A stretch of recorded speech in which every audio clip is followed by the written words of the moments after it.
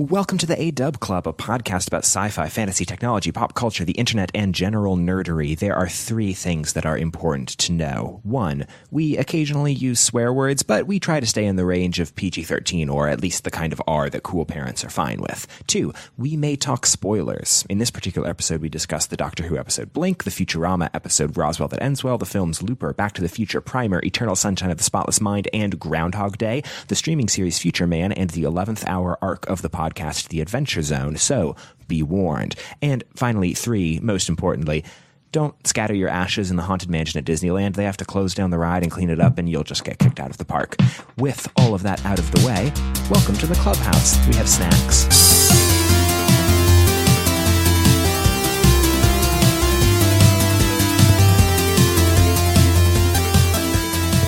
Hi, I'm Andrew Whipple. That's my name.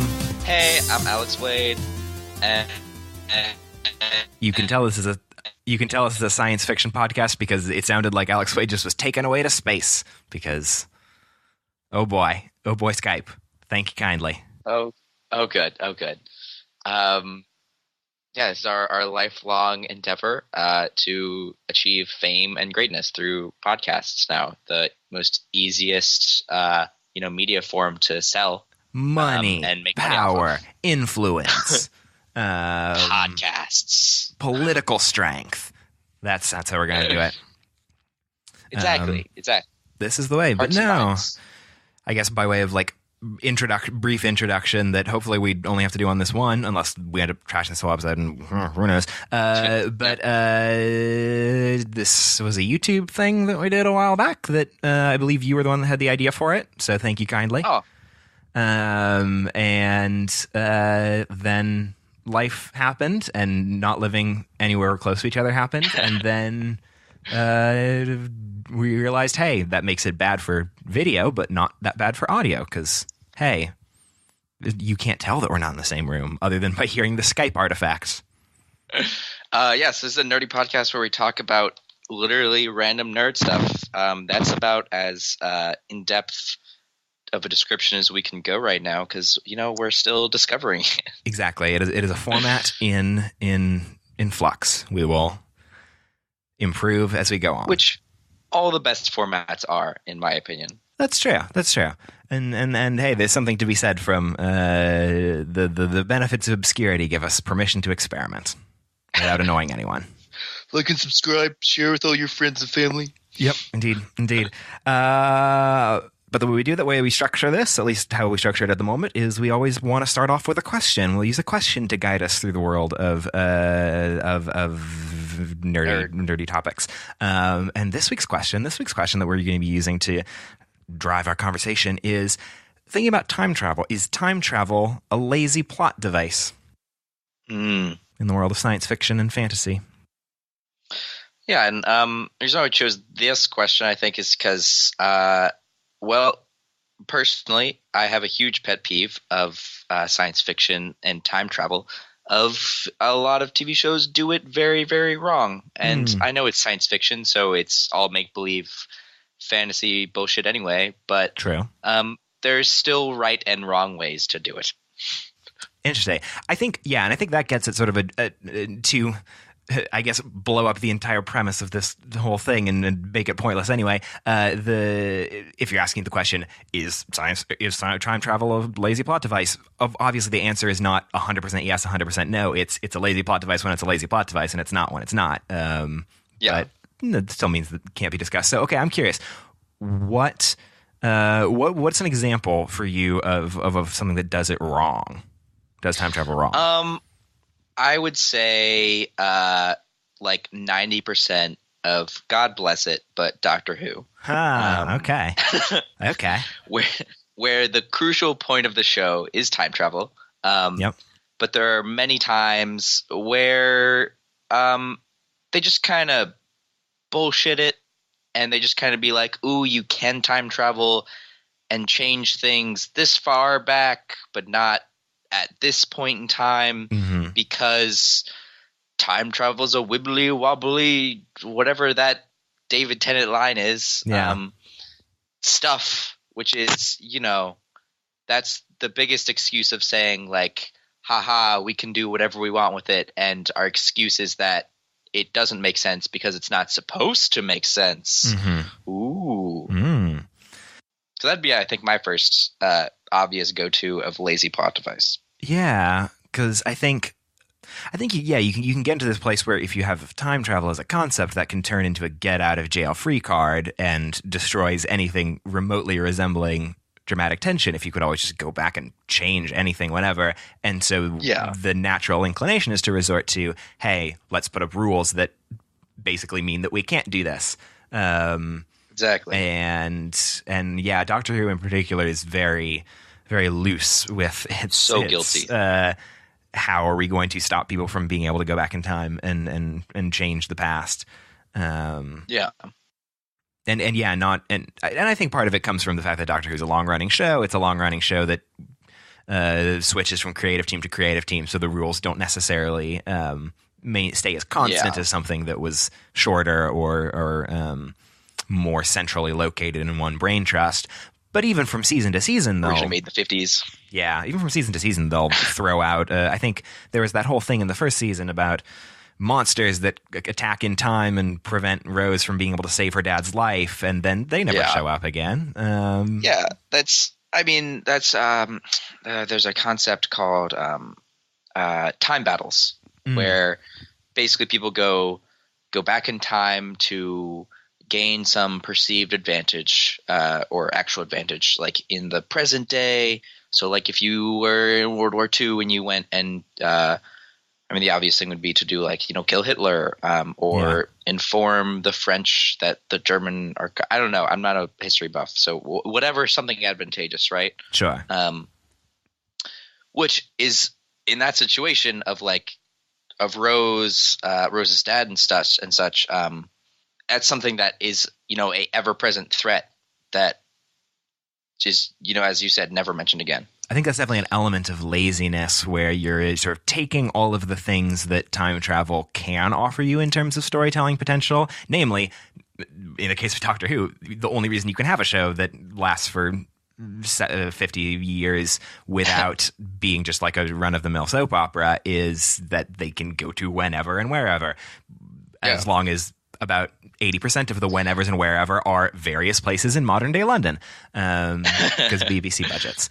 That's an interesting concept of it is sometimes a lazy plot device where they like Deus Ex Machina stuff away or a solution or something, but also it's not a lazy plot device in the sense of like they do get to it's that feeling of adventure that is always there in Doctor Who, of like, as you're this plain mortal nobody who gets to go anywhere and anytime, you have basically access to a god. Which is the first time that happens, the first time you go in the TARDIS and you're like, oh my god, it's bigger on the outside than it is in the inside. Like, even as the viewer, like, that was a really cool experience. And like, just the conceit of being able to step in and step out of this tiny blue box is wonderful. Yeah. I don't know, what are I guess some other good examples of plot devices utilizing time travel? Yeah, I mean, I think when it comes to almost anything high concept like time travel, I definitely gravitate towards stories that use it with some sort of intentionality, where you fundamentally couldn't tell this kind of story or tell it in this kind of way if you didn't have time travel. And so to an extent, I think Doctor Who really fits with that. But also to an extent, I think you could get a lot of mileage out of Doctor Who as being a travel through space show, not necessarily a travel through time show. There are certain episodes, however, I think that really, really lean into this. And I think even more interesting than the episodes that are the obvious, like, oh, we're going to go back to medieval England. Can't tell that if that's not a time travel story.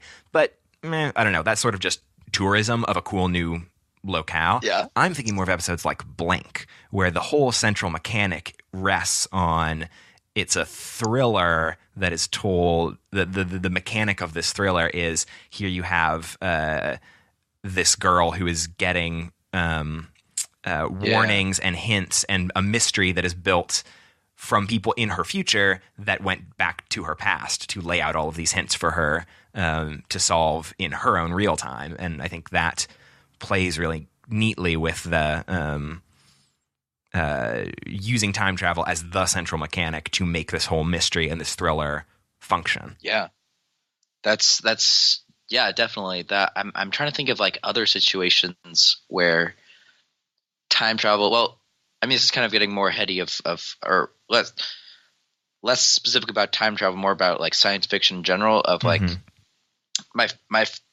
reason why science fiction is my favorite genre of anything is because it uses, at its core, it's about human emotion and about human feelings, human emotion, and it utilizes these science fiction, I guess, tools to take human emotions and stretch them beyond what is a natural thing that you can do. So like for example, in that episode of Blink, of it's that's stretching her emotions of like trusting this time travel shenanigans, this crazy new possible thing that she can have, and then this fear of the unknown of literally being captured by time traveling beings is something that was extended from, just natural human things. Like, I'm imagining just an episode of, I'm imagining Blink,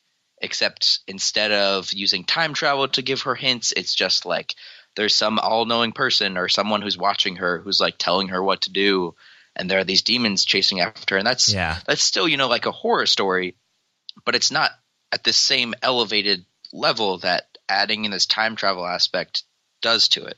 Yeah. And I think the time travel aspect, because it sort of cycles in on itself, and I think among the bajillion clever things that were happening in the creation and the writing of that episode, one of my favorites is at the very end when it's the choice to have her be the one to give all of the information to the doctor, but it's a version of the doctor that is hasn't experienced any of this yet, that it sort of flips that exact script that you're talking about of trusting, of now she becomes the benevolent protector that is passing off the information to the other all-knowing God, which I don't know, then ties in really nicely with her whole thing about like she wants to be special. She doesn't want to be just necessarily an ordinary person working in a shop. And she gets to by time travel shenanigans. That's a good show. I know, it's a good show. We've come around on Doctor Who. We've changed our mind. I guess to apply this to other movies that I have issues with time travel. Absolutely. Have you seen Looper? Yes, I have. Not for a while, but I should have rewatched that before this because that's a preeminent time travel movie. Whatever. Prep work is for losers. It's a pretty good movie too. Yeah. Ryan Johnson's dope. It's a great action movie. Mm-hmm. It's not a good time travel movie. Yeah. Which I think, I mean, this is kind of to get into my pet peeves about time travel of like it doesn't do it correctly, quote unquote, because it tries to like intersplice like timelines together, but at the same time, it's the movie is confused as to whether or not it's a single timeline movie or a like multi-dimensional timeline movie, right? Or multi-timelines. Yeah. I guess should we just like describe this to the listeners? So I guess a single timeline would be that all time exists within like one continuous line, and that anything that happens cannot really be changed. So like if you were to go back in time and do something, then it will always have been done that way. It's not that you could change what the actions happen are. The perfect example of that, Harry Potter. Harry Potter as one. Even better example that I really like is the episode of Futurama where Fry goes back in time and becomes his own grandfather. Oh, I have not seen that one. Roswell, that ends well, which I guess spoilers because that's the reveal at the very end of the episode. But the Futurama gang go back in time, end up crash landing back in time at Roswell, New Mexico. They are the alien ship that crashes at Roswell in 1947, I think. And hijinks ensue. And among those hijinks include Fry having a bit of an amorous encounter with his own grandmother and becoming his own grandfather. God. Like Harry Potter, like the single timeline idea of the implication is that worked because that was always the case, because that happened, because that's always the case, et cetera, et cetera. The grandfather paradox, literally. The grandfather paradox being what happens if you go back in time and kill your own grandpa? Before you were born, you'll never be born. So you weren't able to go back and to grow up to the point where you can go back in time and kill your own grandpa, which means that you are born, which means paradox.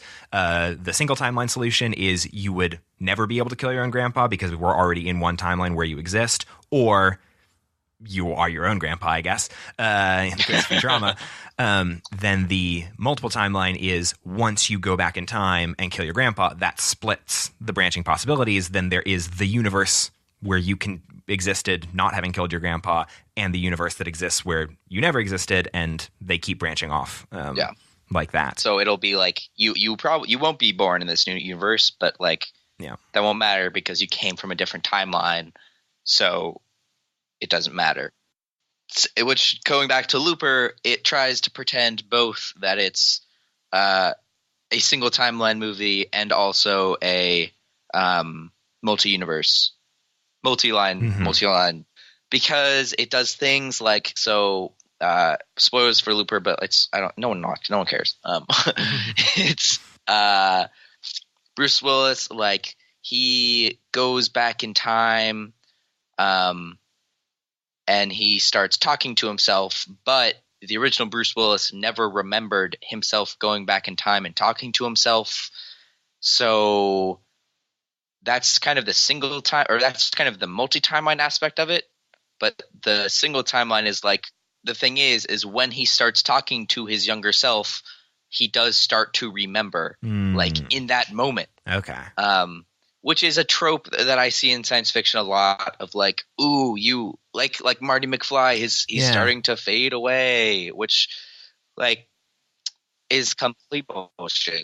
Yeah, so that was, I was going to bring up Back to the Future, because I think what we have so far, I guess, if we're summarizing this discussion, is there's one element of what may or may not make a story a lazy use of time travel, because, again, we already know the answer is not going to be, is time travel lazy, yes or no, 100%. It's going to be, it can be, it can't be, depending on how it's used. One way to determine if it's lazy or not is how intentional is it to the story? How much are you writing a story that requires time travel?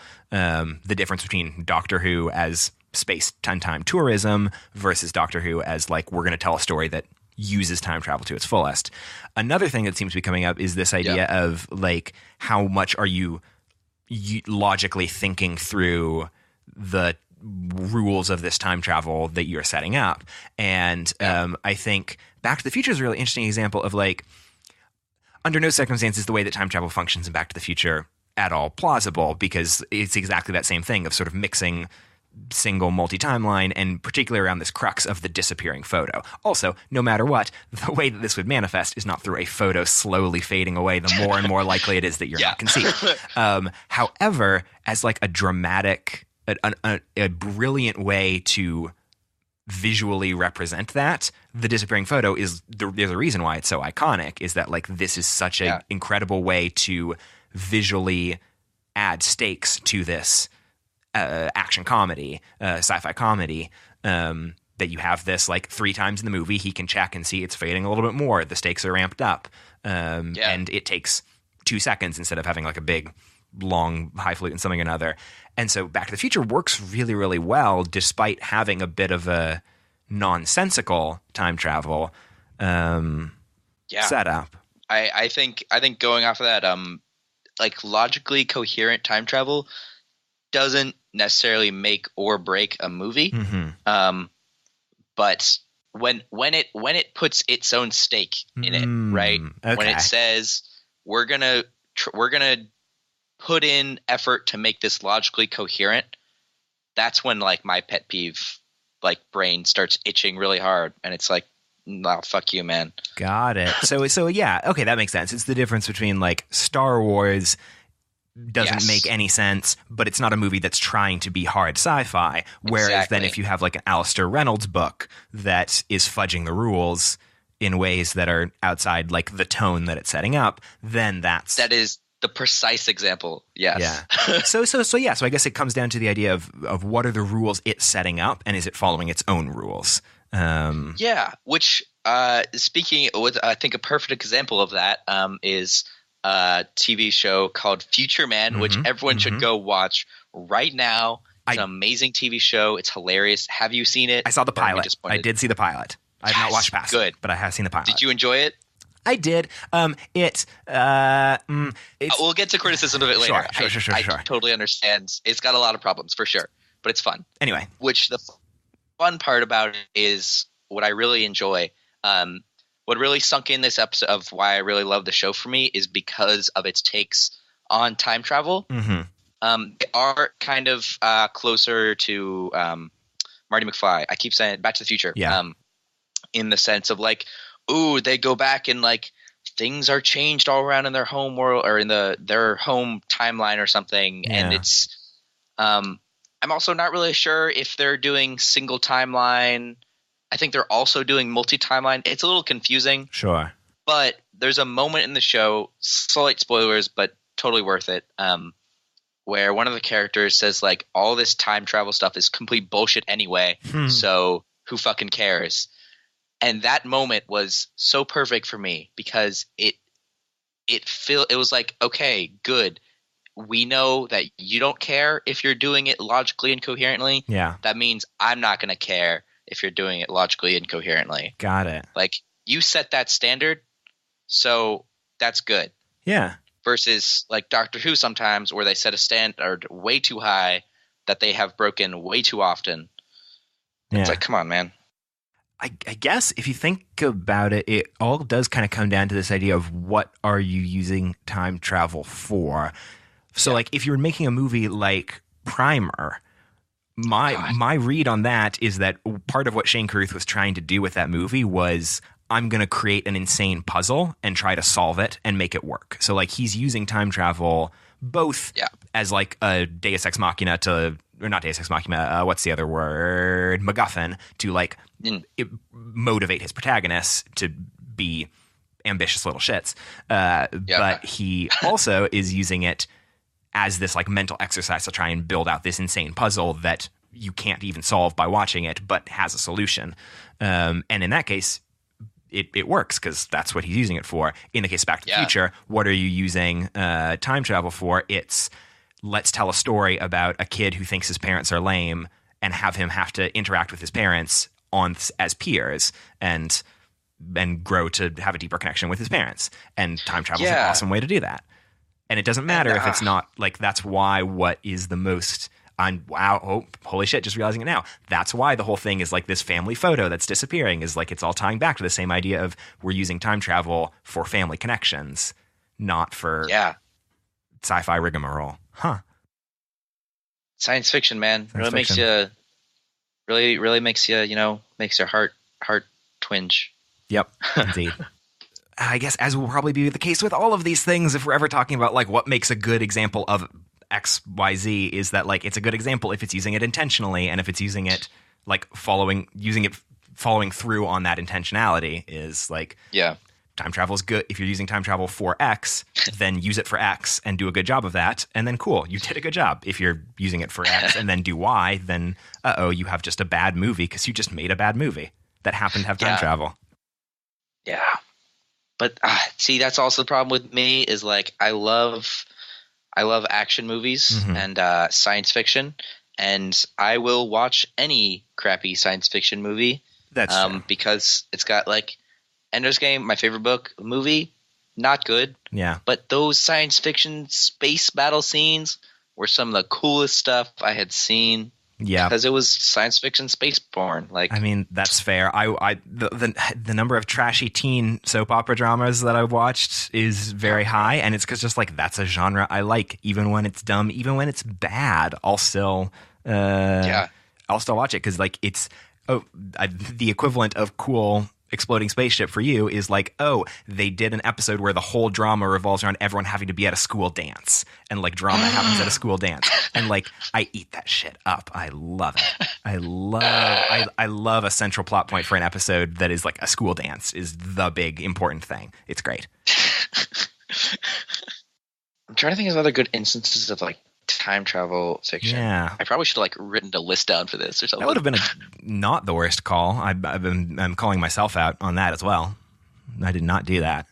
I didn't even rewatch that one episode of Futurama that I really like, which is my favorite Futurama episode, by the way. Roswell that ends well. Roswell. I'm just getting that now. It's good. It's good. One other that I was thinking of as we were discussing time travel, which we may cut this segment out if we decide It's not good or don't go anywhere with it or think it's too spoilery. I'm curious your thoughts on how time travel, such as it is used in the 11th Hour arc of the Adventure Zone. Oh, shit. Because the 11th Hour is my favorite arc of the Adventure Zone, bar none. I love it. But I haven't really thought too much into, does it hold up to this level of, is it good because of its time travel? Is it good in spite of its time travel, or some other combination thereof? I think the logical inconsistency of time travel don't really much apply to that episode. Sure. Because it is very contained. This isn't spoiling much. 11th Hour is, so it's a contained universe, right? Of the whole conceit is that it's a bubble of time that is set for like an hour of time, right?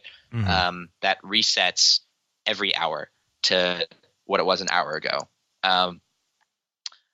So I don't think it's inconsistent with itself logically. So there's that easy aspect of it, and just the way how it's really done, like of exploring. It's a Groundhog's Day, right? Yeah. Which is the coolest. Groundhog's Day. We didn't talk about that. Groundhog's Day is the coolest time travel conceit, in my opinion, for any time travel period. Yeah. Because you become a over just through brute force, and this is also applying to the 11th Hour. Yeah. Just like a god. Yeah. Of the world, your immediate world around you. Of this one day, you control this one day. Like, you can control it to its entirety, given enough time, which, you will have enough time. Yeah. So, like, if Back to the Future is using time travel to tell a story about a kid connecting with his parents and seeing his parents as real people, and if Primer is building a intricate puzzle box of time travel, and if Blink is all about like trust and creating this cool thriller, what do you think is the purpose of time travel, if completely ignoring the idea of, hey, it's starting out as a RPG game, and obviously part of why Griffin would do it is because it's really cool and it's a cool new way to do gameplay. But like, if we pretend that Adventure Zone was a pre-written story, what do you think the purpose of doing this time travel arc at this point in their journey would be? That's a good question. I think it's I don't know. What do you think about it? I don't know. I'm leaning, like, I think the thing that popped up to me as I was pondering it is that previously the Adventure Zone boys are pretty rampantly destructive as they go through and achieve their admittedly high-minded goals of, saving the world, but we'll kill a lot of people in our way. And by one view, this is the arc where they kill the most people, because they kill a lot of people a lot of times. But in the actual final run through, it's the only one where everyone is saved, I think, unless I'm thinking through. Even the worm actually is okay by the end of it. So I don't know. What's one potential thought is that, like, similar to Groundhog Day, where it's like, let's have this perfect day and become the better version of myself through brute force and trial and error. Here's a chance for trial and error to, like, get this one right and save the world, save everyone. Yeah, definitely. I like that. The thing about to go back to Groundhog's Day, that is one of my favorite examples of science fiction, because no one thinks of Groundhog's Day as really a science fiction movie. Yeah. like that's not the purpose per se, or that's not the main focus of the movie. Is the fact that there's this cool conceit, right? Yeah. Which is, going back to, this is the reason why I love science fiction, is because that's my favorite science fiction movie kind of style, is when people don't realize that it's a science fiction movie. Yeah. It's also why the only really two big examples I have of that are Groundhog's Day, and Eternal Sunshine of the Spotless Mind. Yeah. Although that one is a little bit more sci-fi-y. Yeah. It sort of just heightens your world in an interesting, like, has a unique way of heightening your world. And then the movie is still about yourself, characters and people and normal stories, but with this as like something to incite. To hate someone so much you would just erase them from your mind completely. Yeah. And then using science fiction to like actually do that. Or like to be such a shitty person that you could only ever really become good if you had 100,000 days to become that person.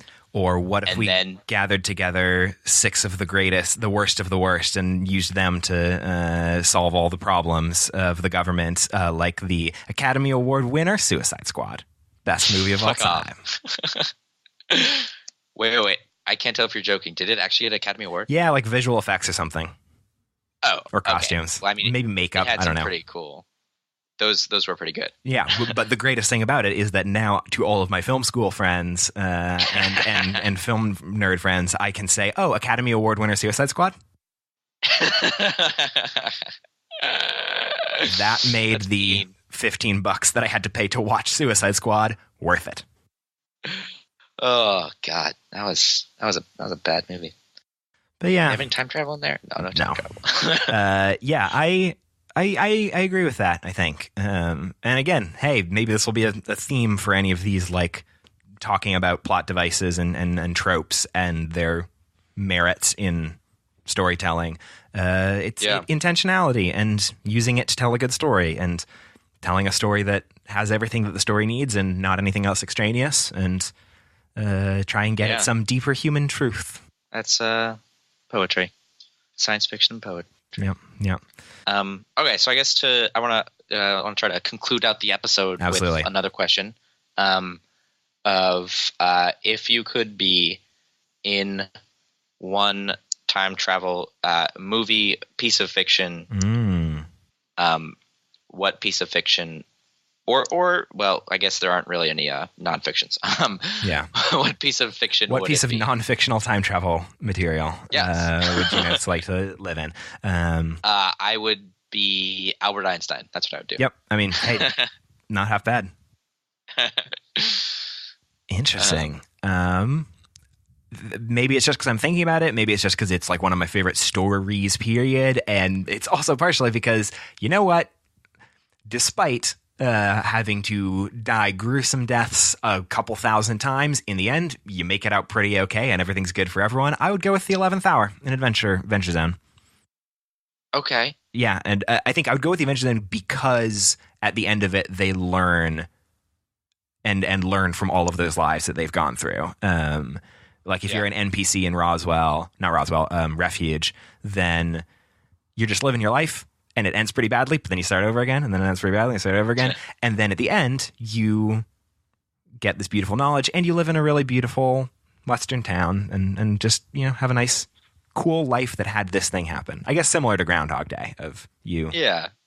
I would, similar to Groundhog's Day, I would choose Groundhog's Day. Yeah. Because... Would you be the Phil, or would you be...